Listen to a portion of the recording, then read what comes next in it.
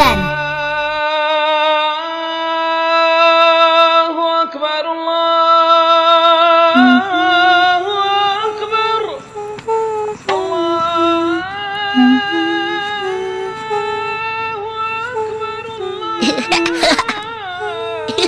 Neng, neng. La ilaha illallah. Allahu Akbar. La haula wala quwata illa billah. Mari Bu, kita sholat asar. Neng, neng. Ayo, ayo kita sholat. Wah, aku sedang seru, Kak. Nanti saja. Mainnya dilanjutkan nanti saja setelah kamu sholat, ya.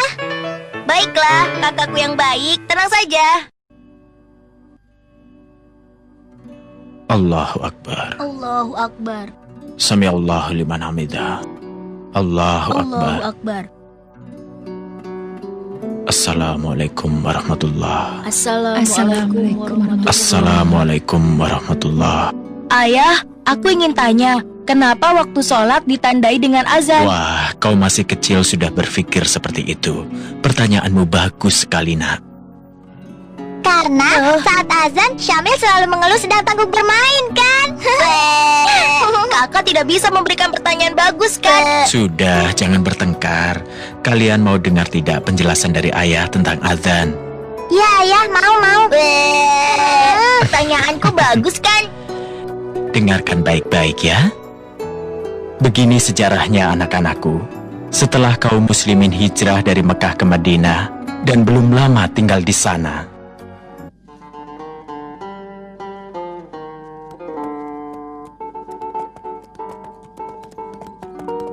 Wah, mataharinya sudah tinggi. Sudah waktunya sholat belum ya? Tampaknya sudah. Mari, kita sholat. Mari.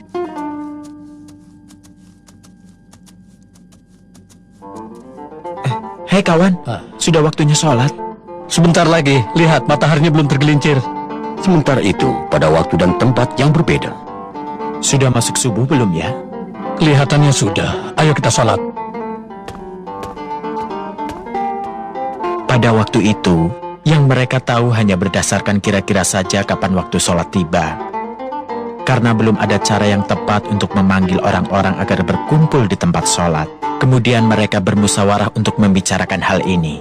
Wah, bagaimana ya? Iya, bagaimana? Apa ini ya? Aku juga bingung. Iya, aku juga bingung. Saudara-saudara, kita harus bisa memutuskan menggunakan apa sebagai panggilan sholat.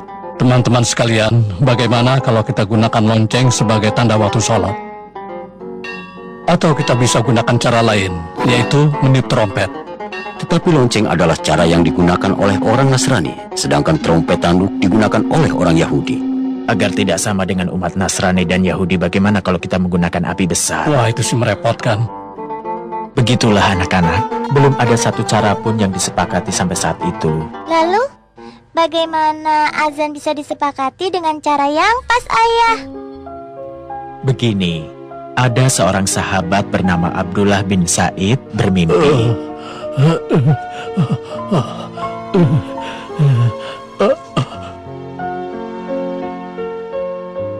Sebutlah Allahu Akbar, Allahu Akbar, Allahu Akbar, Allahu Akbar. Asyhadu an la ilaha illallah, asyhadu an la ilaha illallah, asyhadu anna Muhammadar Rasulullah, asyhadu anna Muhammadar Rasulullah. Hayya 'alas shalah, hayya 'alal falah.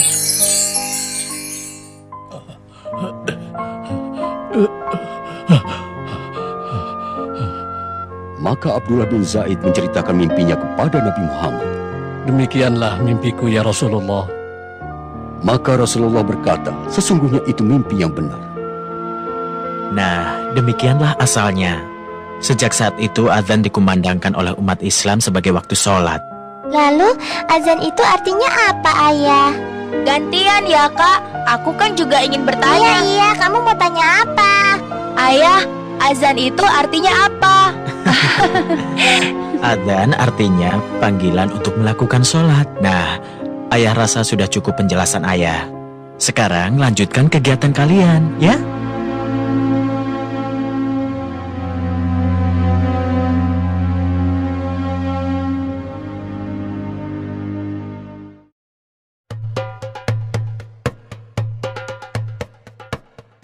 Bilal bin Rabah adalah orang berkulit hitam dari Habsyah yang memeluk agama Islam saat masih menjadi budak. Bilal termasuk orang yang mengalami kejamnya perbudakan. Ia memiliki postur tubuh yang kurus dengan rambut yang tebal. Abu Bakar yang mengetahui bahwa Bilal terus-menerus disiksa oleh majikannya bermaksud ingin membebaskannya. Suatu hari Abu Bakar menemui Bilal di bawah terik sinar matahari karena sedang mendapatkan hukuman dari majikannya yang bernama Umayyah. Bilal diikat dan dijemur menghadap matahari di tengah padang pasir yang sangat panas. Bahkan dadanya pun ditindih dengan batu yang cukup besar sehingga nafasnya menjadi sesak. Abu Bakar segera mengajukan penawaran kepada Umayyah untuk membeli Bilal. Umayyah yang cukup terkejut malah menaikkan harganya berlipat ganda. Ia mengira bahwa Abu Bakar tidak akan sudi untuk membayar mahal demi budak seperti Bilal. Namun ternyata Abu Bakar bersedia. Umayyah menerima 9 uqiyah emas untuk ditukarkan dengan Bilal. Umayyah berkata kepada Abu Bakar, "Sebenarnya jika engkau menawar sampai 1 uqiyah pun, maka aku tidak akan ragu untuk menjualnya." Abu Bakar membalas, "Seandainya engkau memberi tawaran sampai 100 uqiyah, maka aku tidak akan ragu untuk membelinya." Sejak saat itu, Bilal senantiasa menemani dan menjaga Rasulullah yang hendak hijrah menuju Madinah. Ia kemudian dipilih untuk menjadi muazin atau orang pertama yang mengumandangkan azan. Bilal dipilih karena memiliki suara yang indah dan keras, sehingga dapat menjangkau seluruh penjuru Madinah. Suatu hari ketika tiba waktunya bagi kekasih Allah untuk meninggalkan urusan duniawi, Bilal menjadi tak sanggup lagi mengumandangkan azan. Setiap sampai pada kalimat, "Aku bersaksi bahwa Muhammad adalah utusan Allah," ia langsung menangis terseduh-seduh. Begitu pula kaum muslimin yang mendengarnya, mereka larut dalam tangisan pilu. Oleh karena itu, Bilal memohon kepada Abu Bakar agar diperkenankan untuk tidak mengumandangkan azan lagi. Selain itu, Bilal juga meminta izin untuk keluar dari kota Madinah dengan alasan berjihad di jalan Allah dan ikut berperang ke wilayah Syam. Setelah sekian lama Bilal tak kembali untuk mengunjungi Madinah, pada suatu malam Rasulullah hadir dalam mimpinya. Dalam mimpi itu Rasulullah berkata, "Wahai Bilal, mengapa engkau tak mengunjungiku? Mengapa sampai seperti ini?" Bilal pun segera terbangun. Tanpa berpikir panjang, ia segera mempersiapkan perjalanan kembali ke Madinah. Setibanya di Raudah, Bilal menangis dan melepas rasa rindunya. Di tengah tangisnya itu, nampak 2 cucu Rasulullah yaitu Hasan dan Husain datang mendekatinya. Dengan mata berlinang, Bilal yang kian beranjak tua segera memeluk kedua anak lelaki tersebut. Husain berkata kepada Bilal, "Paman, maukah engkau sekali saja mengumandangkan azan untuk kami? Kami ingin mengenang kakek." Pada saat yang bersamaan, Umar bin Khattab juga sedang melihat pemandangan yang mengharukan itu. Ia pun turut memohon kepada Bilal agar ia mau mengumandangkan azan lagi. Setelah berpikir sejenak, akhirnya Bilal memenuhi permintaan mereka. Saat waktu sholat tiba, Bilal naik ke tempat di mana ia dahulu biasa mengumandangkan azan. Saat lafal Allahu Akbar dikumandangkan olehnya, mendadak seluruh Madinah senyap. Semua orang terkejut mendengar suara yang telah bertahun-tahun hilang, kini telah kembali. Suara yang mengingatkan pada sosok nan agung yang begitu dirindukan itu. Ketika Bilal sampai pada lafal Asyhadu alla ilaha illallah, seluruh warga Madinah berlarian ke arah suara itu. Sewaktu Bilal hendak mengumandangkan Asyhadu anna, Madinah tiba-tiba pecah oleh tangisan yang sangat memilukan. Bilal pun tak sanggup lagi untuk melanjutkan azannya. Mereka semua menangis, teringat masa-masa indah dan kejayaan bersama Rasulullah. Di antara mereka, Umar bin Khattablah yang paling keras tangisannya. Di atas menara Nabawi, Bilal mulai beranjak turun dan wajahnya dipenuhi oleh air mata yang berderai. Itulah azan pertama dan terakhir bagi Bilal setelah Rasulullah wafat. Bilal wafat pada tahun 20 Hijriah di Damaskus saat ia berusia sekitar 60 tahun. Demikian kisah Bilal bin Rabah dan azan terakhir di Madinah. Semoga kisah ini dapat menambah iman kita semua. Amin ya robbal alamin.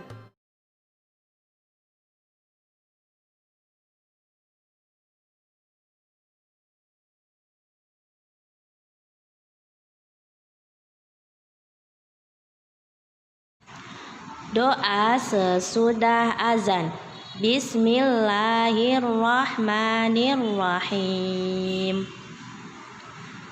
Allahumma rabba hadhihi da'wati tammah wassolatil qaimah ati sayyidana Muhammadanil wasilata wal fadilah wasyarafa wad darajatal aliyatar rafi'ah wab'athul maqamal mahmudal ladzi wa'attah innaka la tukhliful mi'ad. Artinya, ya Allah, Tuhan pemilik panggilan yang sempurna, azan ini dan sholat wajib yang didirikan, berilah al-wasilah derajat di surga dan al-fadilah keutamaan kepada Nabi Muhammad, dan bangkitkanlah beliau sehingga bisa menempati kedudukan terpuji yang Engkau janjikan. Amin. Anak-anakku, silakan anak-anak baca kembali doa setelah mendengarkan azan. Kirim voice note-nya ke ibu ya. Selamat belajar solih-solihah. Wassalamualaikum.